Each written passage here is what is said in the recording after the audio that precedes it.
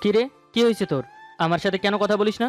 তোর জন্য তোর ভাইয়ের হাতে থাপ্পড় খেলাম, এখনো মনে হলে ব্যথা করে। আর তুই আমার সাথে কথা বলিস না? ওই দিন মসজিদ থেকে আমি তোর দিকে তাকাইলাম আর তুই চলে গেলি আমাকে দেখেও। তোরে একলা মারছে মনে হয়, ঘরে গিয়ে আমারও মারছে। তোকে মারছে মানে?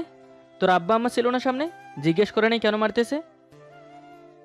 হুম, জিজ্ঞেস করছো। ভাইয়া বলছে তোমার মেয়ে বড় হয়ে গেছে, এইদিকেও আসা বন্ধ করে দিছে। আর আমাকে তোদের ওই দিকে যাওয়া বন্ধ করে দিছে। কি বলছে ভাইয়া তোরে? এত জোরে দূরে থাপ্পড় দিয়েছে আর জিজ্ঞেস করছে তোর সাথে কি করেছি। আমার আব্বু আম্মুর কাছেও আসতে চাইছে, কিন্তু তুই আর আমার সাথে কথা বলিস না কেন? এমনি, ভাইয়া দেখলে আবার মারবো তাই। আচ্ছা আমি এখন যাই, রাতে কিস্তি ঘরে দেখা করবো না। সত্যি আসবি তো? হুম, সত্যি আম্মু। বলে নিশি চলে যায়। আমি উঠোনে এসে দাঁড়িয়ে আছি, তারা এসে বলে, চল ওইদিকে যাই। রুবেল ভাই দেখলে যদি মারে? ওর বাপের জায়গা দিয়ে আমরা হাঁটবো নাকি? কিছু বললে দেখবো না, আয় তো। বুকে একটু সাহস নিয়ে দুই বন্ধু হাঁটতে থাকি। নিশিতের বাসার কাছে আসতে পিপাসা আমাকে ইঙ্গিত করে বলে, আহারে, বেচারার গাল দুইটা লাল করে দিচ্ছে, প্রেমের জন্য মার খাইলো। ইচ্ছে করছে চুল টেনে ছিঁড়ে দেই, কিন্তু এখন আমার এইদিকে আসা নিষেধ, তাই আর কিছু না বলে চলে আসি মুড়ায়। এক বন্ধু নানিদের গাছে কামরাঙ্গা হয়েছে, দুইটা কামরাঙ্গা ছেড়ে দুই বন্ধু খেতে থাকি। হঠাৎ খালের ওপার থেকে লাভলি আমার দিকে তাকিয়ে থাকে। লাভলি নিশির ক্লাসমেট, আমাকে খুব পছন্দ করে, আমারও ভালোই লাগে। আমি যেখানে যাই সেখানেই চলে আসে, আড়াল থেকে দাঁড়িয়ে আমাকে দেখে। আমি ওর দিকে তাকালেই সরে যাই। সাগর নিচে একদিন ক্রিকেট খেলছি, পানি নেই বলেই চলে সাগর এপারে লাভলি আর ওপারে নিশি। নিশিদের বাসার নিচেই খেলছি, ভয় করছে যদি নিশি লাভলিকে আমার দিকে তাকিয়ে থাকতে দেখে তাহলে তো আরও বেশি কথা বলবে না। আমি কোনো দিকে না তাকিয়ে খেলছি। একটু পর নিশি চলে গেলে স্বস্তির একটা নিঃশ্বাস নেই। জোহরের আজান দিলে সবাই বাসায় চলে যাই, গোসল করে নামাজ পড়ে ঘুমিয়ে পড়ি। আবিরকে আজকাল তারাদের বাসায় খুব একটা দেখা যায় না, হয়তো আমি আসি বলেই। রূপালীর সাথে বসে কথা বলছি, তখনই তারা ভাইয়ের মোবাইল বেজে ওঠে। তারা ভাই ঘরে নেই, রূপালী কল রিসিভ করে। তারা কই রে তুই? আয় ব্রিজে যাব। আবির ভাই, আমি রূপালী ভাইয়া তো ঘরে নাই। মোবাইল রেখে আবার কই গেছে? জানি না, একটু আগে বাইরে গেল। আপনি আমাগো বাড়িতে আসেন না কেন এখন? এমনি ভালো লাগে না, সামনে পরীক্ষা, পড়তে হয়। হুম, সব জানি, বুঝছেন। এই যে তারা ভাই আসছে। কিরে, বাসায় না এসে কল দিলি? এমনি ইচ্ছা করে নেই, আমাদের বাসায় আয়, ব্রিজে যাব। আচ্ছা, আমি আসতেছি। বলেই তারা ভাই ঘর থেকে বের হয়ে যায়। আমার সাথে কথা বলে না বলে কি এখানে আসা যায় না? তোরা দিন পরে এত ঝগড়া করিস কেন? হুম হুম। ঝগড়া কই করছি? তোরে সব বললাম না। আমি আবির ভাইয়ের মতো এত রাগী মানুষ আর একটাও দেখি নাই। এই জন্যই তো ভালো লাগে না, কথায় কথায় রাগ করে। এত সময় লাগে এখান থেকে আসতে? আলি যাবি রে ব্রিজে? আলী বলে ঠিক আছে। দোকানের কাছে আসতেই সিগারেট খেতে ইচ্ছে করে, কিন্তু আনবো কি করে? আলী তারাকে বলে কিছু খাওয়াতে, তারা বলে কেন আইসক্রিম খাওয়াবে? আমি বলি আমি আইসক্রিম খাবো, একটা এক্সট্রা সিগারেট খাবো। আমি 40 টাকা খাওয়াতে রাজি, কিন্তু 4 টাকা দিয়ে সিগারেট খাওয়াবো না। বন্ধুরা ভালো, একটা সিগারেট খামু, প্লিজ নিয়ে আয়। রানা বসে আছে দোকানে, সমস্যা হবে না, আমি যাইতাম, কিন্তু আমার বড় কাকা বসে আছে। এটাই ফার্স্ট আর এটাই লাস্ট। আমি ঠিক আছে বলি, তারা চলে যায় দোকানে। সিগারেট নিয়ে আসলে হাঁটতে থাকি। সড়কে শহীদ ভাইরা বিল্ডিং করছে, এখনও অনেক কাজ বাকি। তিনজন সেই বিল্ডিংয়ে ঢুকে পড়ি, সিগারেট খেয়ে চলে আসি ব্রিজে। সন্ধ্যা পর্যন্ত আড্ডা দিয়ে বাসায় চলে আসি। এভাবেই কেটে যায় আমার 9-এর ইয়ারটা। নিউটনে উঠেছি। নিশির সাথে এখনও সম্পর্ক ঠিক হয়নি। একদিন বিকেলে মুরার দিকে হাঁটতে হাঁটতে চলে আসি আমি আর তারা।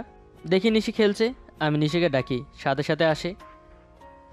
এখন যদি তারাদের বাসায় আসিস তাহলে আমি আবার সব কিছু ঠিক করে নেব। আমি এখন খেলছি, সন্ধ্যায় জামুনে। আমার থেকে তোর খেলা বড়? তুই আমারে ভালোই বাসিস না, থাক তুই তোর খেলা নিয়ে। তারা চল তো এখান থেকে। তারাকে নিয়ে বাসার দিকে চলে আসি, উঠানে দাঁড়িয়ে আছি। নিশির থেকে লাভলিই ভালো, আমাকে দেখার জন্য আমি যেখানে যাই সেখানেই যাই। তুই ভাব, ওর খেলার জন্য আসতে পারবে না? তুই এত অল্পতে রাগ করস কেন? সন্ধ্যা আসবো বললো তো। আমি রাগ করি না, বেশি কথা বলবি না। আজ ওদের ঘরে গিয়ে গান শুনবো। তারাকে নিয়ে চলে এসে ওদের ঘরে বক্সে আসিফ আকবরের গান ছেড়ে দিয়ে শুয়ে আছি। একটু পর নিশি আসে। চলে যেতে নিলে আমি বলি, এদিকে আয়, তোর সাথে কথা আছে। আবির ডাকলে আমি ঘরে আসি। আমার হাত ধরে অন্য রুমে নিয়ে আসে। তোর সাথে আমার কথা বলতে কি সমস্যা? আমার কই সমস্যা?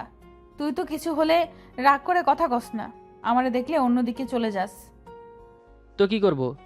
তোর জন্য তোর ভাইয়ের হাতে মার খেলাম, আর তুই আমাকে দেখে সরে যাস? তোরে একাই মনে হয় মারছে? আমারও তো মারছে। যদি তোর বড় না হয়ে ছোট হতো না, তাহলে আমি তোর ভাইয়ের খবর করে দিতাম। শখ কত আমার ভাইরে মারবো। এখন আমি যা বলবো তাই শুনবি তো? শুনবো, বল। আমি ছাড়া অন্য কোনো ছেলের সাথে কথা বলবি না। আচ্ছা, কইতাম না। সপ্তাহে 3 দিন আমার সাথে দেখা করতে হবে। মাঝে মাঝে 2 দিন। বাড়িতে সমস্যা থাকতে পারে না? ঠিক আছে, আর এখন থেকে আমি যা বলবো তাই শুনবি। কিরে, তোদের কথা শেষ হয়েছে? মাগরিবের আজান দিয়ে ফেলছে, জামাত শুরু হয়ে যাবে, আয়। আমি 2 মিনিটে আসতেছি। আমি পারতাম না। আরে দিয়ে দে না, তুই না দিলেও ছাড়বো না, নামাজটা মিস হয়ে যাবো। আমি পিছনের দরজা খুলে তারাকে নিয়ে চলে আসি নামাজ পড়তে। নামাজ পড়ে বাসায় চলে আসি। আজ অনেকটা হালকা লাগছে। আবির সাথে আবার সব কিছু ঠিক হয়ে গেছে। পিপাসা আপুদের ঘরে বসে বসে গুনগুন করছি। কিরে, আজকে অনেক কিছু লাগছে। আবিরের সাথে সব ঠিক হয়ে গেছে নাকি? একটু আগেই তুমি কই ছিলা এতক্ষণ? আমি তো রিনার ঘরে টেলসের কাজ শিখলাম। পিপাসা আপুর সাথে আরো কিছু সময় কথা বলে ঘরে চলে আসে। এভাবেই দেখতে দেখতে কেটে যায় আরো 7 মাস। আবিরের সাথে এর মধ্যে কতবার যে ঝগড়া হয়েছে তার হিসাব নেই। আমাদের সম্পর্কটা টম আর জেরির মতো। 2 দিন ভালো গেলে 4 দিন ঝগড়া হয়। আর কিছুদিন আসি এই স্কুলে, এরপর থেকে কলেজ লাইফ শুরু হবে। কোচিং করানোর জন্য সকাল 7টায় স্কুলে আসতে হয়। কোচিং শেষ করে প্রায় 10টার দিকে ক্লাসরুম থেকে বের হয়ে ঝালমুড়ি খাওয়ার জন্য আসতে নিলে দেখে রাজ্জাক আপুনির পিছনে পিছনে আসছে, হাতে 2টা স্পিড ক্যান, আর আপুনিকে ডাকছে। কিন্তু আপনি ওকে পাত্তা না দিয়ে হেঁটে ক্লাসে চলে যায়। প্রচণ্ড রাগ হলো, রাজ্জাককে মারতে ইচ্ছে হলো। পরে ভাবলাম আমিও তো আরেকজনের সাথে প্রেম করি। রাজ্জাককে কিছু বললাম না, ভাবলাম পরে আপুনির সাথে কথা বলবো। ঝালমুড়ি খেয়ে ক্লাসে চলে আসি। স্কুল শেষ করে বাসায় চলে আসি। আপুনির সাথে স্কুলের ওই বিষয় নিয়ে কথা বলি। আপনি বলে 6 মাস থেকে রাজ্জাক ওর পিছনে ঘুরছে, কিন্তু আপনি এসবের মধ্যে নেই। আমি আমার আপুনিকে চিনি, খুব শক্ত, ওকে কেউ এসবে জড়াতে পারবে না। দেখতে দেখতে কেটে যায় আরও 2 মাস। এর মধ্যে আমাদের এসএসসি এক্সামের টেস্ট শুরু হয়ে গেছে। দুপুর 2টায় আমাদের এক্সাম শুরু হবে। ভালো করে পরে রেডি হয়ে স্কুলের জন্য রওনা দেই। কারোর সাথে যেতে ইচ্ছে করে না, তাই একাই যাচ্ছি। রাস্তায় পিপাসার সাথে দেখা হয়ে যায়। ওর বান্ধবীদের নিয়ে এক্সাম দিয়ে যাচ্ছে। পিপাসা এবার ক্লাস 7-এ পড়ছে। আমি ওর কাছাকাছি আসতে অন্যদিকে তাকিয়ে বলে, নিশিকে সাথে করে নিয়ে গেলেই তো পারতো। বলেই সবে হাঁটছে। রাগে আমার শরীর কাঁপছে। কিছু না বলে হেঁটে স্কুলে চলে আসি। দেখতে দেখতে 4টা এক্সাম শেষ হয়ে যায়। এর মধ্যে আবার নিশির সাথে ঝামেলা হয়েছে। এবার ঠিক করেছি আর কথাই বলবো না। একদিন বিকেলে সড়ক দিয়ে হেঁটে যাচ্ছি, পিপাসা সামনে পড়ে। ওই দিনের কথার জবাব দিতে হবে। আমি খবর নিয়ে জানতে পারি পিপাসা আলী কাকার সাথে প্রেম করে। কিরে, তারা মোহাম্মদ আলী কাকা কই? একা একা হাঁটছে যে? রূপালীদের বাসায় যাওয়ার সময় দেখি আবির একটা মেয়ের সাথে কথা বলছে। কিছু না বলে রূপালীদের বাসায় চলে আসি। দেখতে দেখতে টেস্ট এক্সাম শেষ হয়ে যায়। কিছুদিন পর রেজাল্ট দিবে। একটা এক্সাম খুব খারাপ হয়েছে, তবে আমি এসব নিয়ে চিন্তা করছি না। লেখাপড়া করতে ইচ্ছে করে না। রেজাল্ট দিলে ঠিকই দেখি এক সাবজেক্ট ফেল। আহমু তো সেই বকাবকে। আমি কিছু না বলে চুপচাপ বসে আছি। সত্যি বলতে আমার একটুও খারাপ লাগছে না। ভালোই হয়েছে, আর পড়তে হবে না। কিন্তু স্যাররা আবার ডাকে, যারা এক সাবজেক্টে ফেল করে তাদের আবার এক্সাম দিতে বলে। দিলাম এক্সাম, আর এবার ভালোভাবেই পাশ করি। এসএসসি এক্সাম দেওয়ার সুযোগ হলো। এর মধ্যেই আমার পরিচয় হয় রিপন ভাইয়ের ফুফাতো ভাই ইশরাদের সাথে। খুব ভালো বন্ধুত্ব হয়। স্কুল বন্ধ বলে বেড়াতে এসেছে। সারাদিন ওর সাথেই কথা বলি, তবে নিশ্চয়ই বলে আমার পক্ষে সম্ভব নয়। কত খারাপ, সারা দিন মেয়েদের সাথে কথা বলে। কার কথা কস তুই? আবার কে? আবিরকে দেখলাম একটা মেয়ের সাথে উঠানে দাঁড়িয়ে কথা বলছে। তোর সাথেই তো ওর সম্পর্ক নাই, তো যার সাথে ইচ্ছে তার সাথে কথা বলুক। আমাদের সম্পর্ক হওয়ার পর থেকেই এমন হচ্ছে। ঝগড়া হয় আবার ঠিক হয়ে যায়। আবির ভাই এখন আমাদের বাসায় খুব একটা আহে না। মেয়েগুলোর লগে কথা কইলে আইব কেমনে? কিছুদিন পর থেকে আমাদের কোচিং শুরু হয়। আমাদের কোচিং শেষ হলে ওদের ক্লাস শুরু হয়। কোচিং শেষ করে ক্লাস থেকে বেরিয়ে দেখি লাভলি দূরে দাঁড়িয়ে আমার দিকে তাকিয়ে আছে। মুচকি এসে সোনিয়ার সাথে বাসার দিকে হাঁটতে থাকি। দেখি নিশি আর রূপালি আসছে। সোনিয়াকে বলি আমার হাতটা জড়িয়ে ধরতে। সোনিয়াও জড়িয়ে ধরে। নিশি কিছু সময় আমার হাতের দিকে তাকিয়ে থাকে। কিছু পথ এগিয়ে আসার পর সোনিয়া বলে হঠাৎ হাত ধরলাম কেন? ওকে সব বললাম। ও বলে আগে বলবি না, তাহলে আরও ভালো করে ধরতাম। আমি হাসতে থাকি। বাসায় এসে খাবার খেয়ে শুয়ে থাকি। বিকেলে আবার উজ্জ্বল ভাইয়ের কাছে পড়তে যেতে হবে। আমি বীজগণিতের কিছুই বুঝি না, তাই ঠিক করি 2 মাস ওনার কাছে পড়বো। বিকেলে চলে আসি পড়তে। পড়া শেষ হলে বাসায় এসে বই রেখে তারাদের ঘরে চলে আসি। রূপালী আমাকে দেখে বলে কি সুন্দর মাইয়ারা, হাত ধরে হাঁটে আপনার। আমার হাত আবার কে ধরলো? কি মিছা কথা কয়, আমাদের সামনে আজকে আপনার হাত ধরে একটা মেয়ে হাঁটলো না। তোর বান্ধবী শিখাই দিছে এগুলো? শিখাই দিতে হবো কেন? আমি কি দেখি নাই? তোর বান্ধবী কিছু কইছে? কিছু কয় নাই, কিন্তু মন খারাপ করছে এগুলো দেখা। তাতে আমার কি?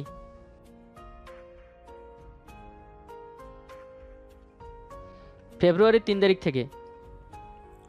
তোর পরীক্ষা কবে থেকে রে? এত দূরে গিয়ে পরীক্ষা দিতে পারবো না। নানিদের বাসা থেকে কাছে, ওখান থেকেই দিব। প্রথম ভাবছিলাম আম্মুর খালাতো বোনের বাসা থেকে দিমু, কিন্তু ওখানে গেলে আমার পড়া হবে না। কবে যাবি বাসা থেকে? জানুয়ারির শেষের দিকে। আরও কিছু সময় গল্প করে বাসায় চলে আসি। আম্মু পড়তে বসতে বলে গলা ফাটিয়ে ফেলেছে। আমার ফুফাতো বোন একটা বাটন মোবাইল দিয়েছে। এক্সাম দেওয়ার সময় মোবাইলটা লাগবে খবর টবর নেওয়ার জন্য। শুয়ে শুয়ে সোহমের মুভির গান শুনছি সঙ্গীত বাংলায়। দেখতে দেখতে কেটে যায় আরও ডিসেম্বর মাসটা। আম্মু বলে আমাকে নানার বাসায় চলে যেতে, ওখানে থাকলে আমার পড়া হবে না। সেদিন বিকেলে বইপত্র গুছিয়ে চলে আসি নানার বাসায়। আমার লেখাপড়া নিয়ে আব্বুর কোনো মাথা ব্যথা নেই। যাওয়ার সময় আশেপাশে সবার পাশ হয়ে সালাম করে যাই। সবাই সালামিও দেয়।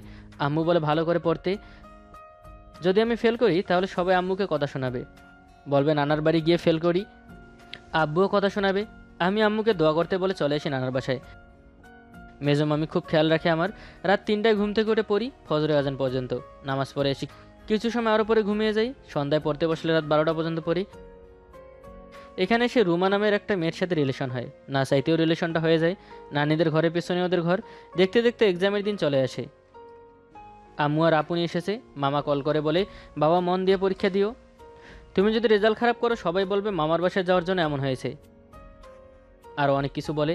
আমি রেডি হয়ে 2 রাকাত নফল নামাজ পড়ে আল্লাহর কাছে ভালো রেজাল্টের জন্য দোয়া চাই।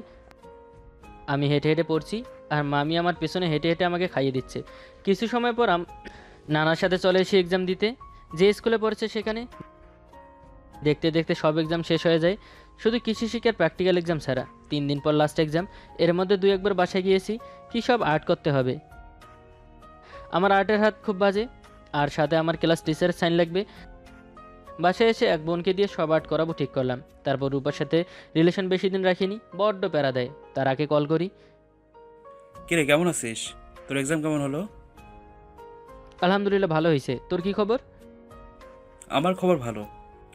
সব ছবি তো বাসায় চলে আসছে, তুই আসবি না? আজকে বিকেলে আসবো। নিশ্চিত তোদের বাসায় নাকি? রূপালীকে নিয়ে স্কুল থেকে চর আবদুল্লা গেছে, বিকেলে আসবো। কখন আসবে জানোস তুই? আসার আগে কল দিব। আমি আসতেছি। 2 জন ওইদিকে যাবো। নিশির সাথে কথা বলে সব ঠিক করতে হবে। ওর সাথে কথা না বলে থাকতে পারছি না। তাহলে চলে আয়। আমি ঠিক আছে বলে সবার থেকে বিদায় নিয়ে বাসায় চলে আসি। মামি আসতে দিতে চাইনি। কালকে চলে আসবো বলেই চলে আসি। গ্রামে এসে বাসায় না গিয়ে তারাকে কল করে ব্রিজের দিকে আসতে বলি। তারা আসলে 2 জন স্কুলের দিকে হাঁটতে থাকি। মামার বাসায় গিয়ে তো নায়ক হয়ে গেছি। তোরে এখন দেখতে অনেক সুন্দর লাগছে। তুই মেয়ে হলে তোর সাথে আমি প্রেম করতাম। আমি মেয়ে হলে কি তোর সাথে হাঁটতাম নাকি হারামি? লুচ্চামি কম কর। বেবি, তোমার এখন একদম কচি কচি লাগতেছে। এ তোর নজর এত খারাপ হয়েছে কেন? হঠাৎ দেখি নিশি আর রূপালী রিক্সা করে আসছে। আমি রিক্সা থামাতে বলে নিশিকে রিক্সাওয়ালা জিজ্ঞেস করে কি করবে। নিশি বলে চলে যেতে। প্রচণ্ড রাগ হয়। হাতে প্র্যাকটিক্যাল খাতা আর নিশির জন্য আনা একটা গিফট পেপার প্যাকেটে গিফটের প্যাকেটটা ছুঁড়ে পানিতে ফেলে দেই। কি করলি? ফেলে দিলি কেন? এমনি মাথা ব্যথা করছে, বাসায় যাব চল।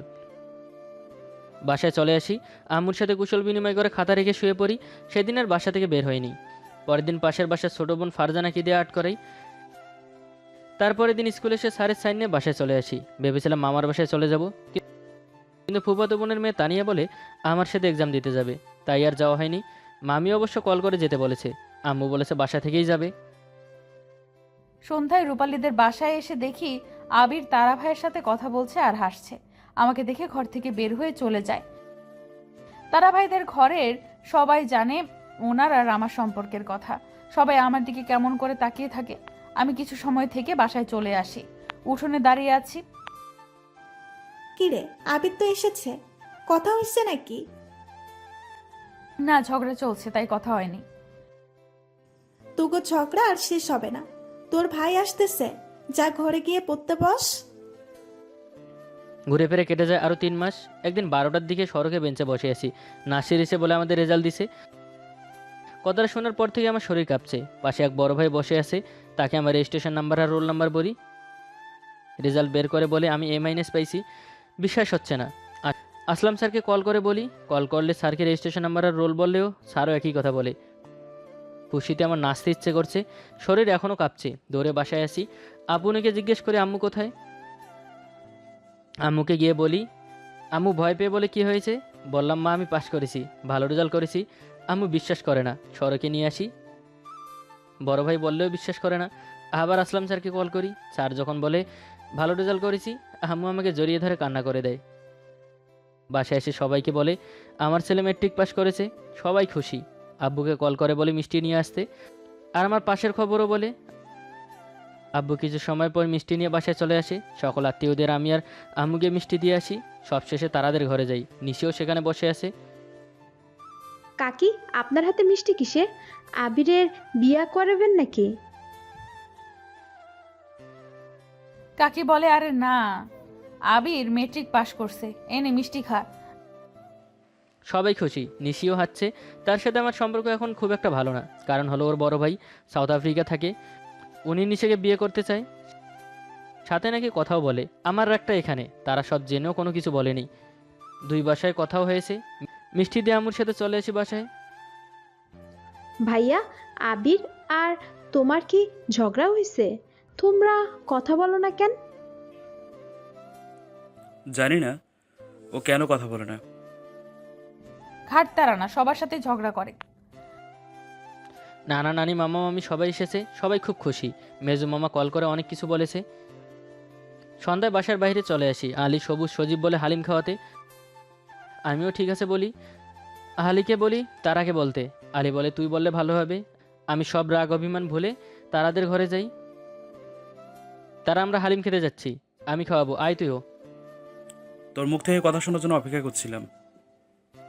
বলি তারা আমাকে জড়িয়ে ধরে। 2 বন্ধু একে অপরকে জড়িয়ে ধরে কান্না করে দেই। আমাদের কিছু খাবেন না? আসার সময় তোদের জন্য সিঙ্গারা পুরি নিয়ে আসবো। বলে সব বন্ধুরা বাজারে চলে আসি। হালিম খেয়ে বিল দিয়ে কিছু সিঙ্গারা পুরি নিয়ে বাসায় চলে আসি। বলি তারাকে নিয়ে বাইরে চলে আসি। কিছুদিন পর সবুজের বোনের বিয়ে ঠিক হয়। গায়ে হলুদ অনুষ্ঠান করা হয়। আর তখনই আমার জীবনে চলে আসি ইশরাত। সব কিছু আমি আর তারা নিজের হাতে করি। গায়ে হলুদের নাচার জন্য নাচও শিখেছি। তারা আর আমি এক রঙের শার্ট কিনেছি। সব কিছু শেষ করে রেডি হয়ে আসলে সবাই আমাদের দুজনের দিকে তাকিয়ে থাকে। কেউ কেউ বলছে যমজ 2 ভাই। গায়ে হলুদ শেষ হলে তারা আর আমি ড্যান্স করি। কেউ কিছু মনে, কিন্তু সবাই নিশিকে নিয়ে নাচতে বলে, আমি না বলি। শেষে আমার আম্মুও বলে নিশিকে নিয়ে নাচতে। নিশিও রাজি, কিন্তু আমার এক কথা, আমি ওর সাথে নাচবো না। নিশি মুখ কালো হয়ে যায়। এরপর ইদিনাকে নিয়ে নাচি। এরপর আমি ইশরাতকে প্রপোজ করি।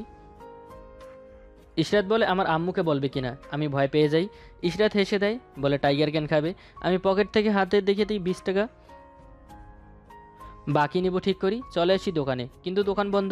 চলে আসতে গেলে কুকুর দেখে ইশরাত ভয়ে আমাকে জড়িয়ে ধরে। আমি হাসতে থাকি। সকালে ঘুম থেকে উঠে ব্রাশ নিয়ে উঠোনে এসে দেখি আবির উঠোনে দাঁড়িয়ে কারেন্টের খাম্বার সাথে হেলান দিয়ে ব্রাশ করছে। আমাকে দেখেই সরে যায়। মনে হচ্ছে কারোর সাথে ইশারায় কথা বলছে। আমিও কলপারে এসে মুখ ধুয়ে রূপালীদের বাসায় চলে আসি। কিছু সময় পর আবির এসে আমাকে দেখে। Coming soon, tata.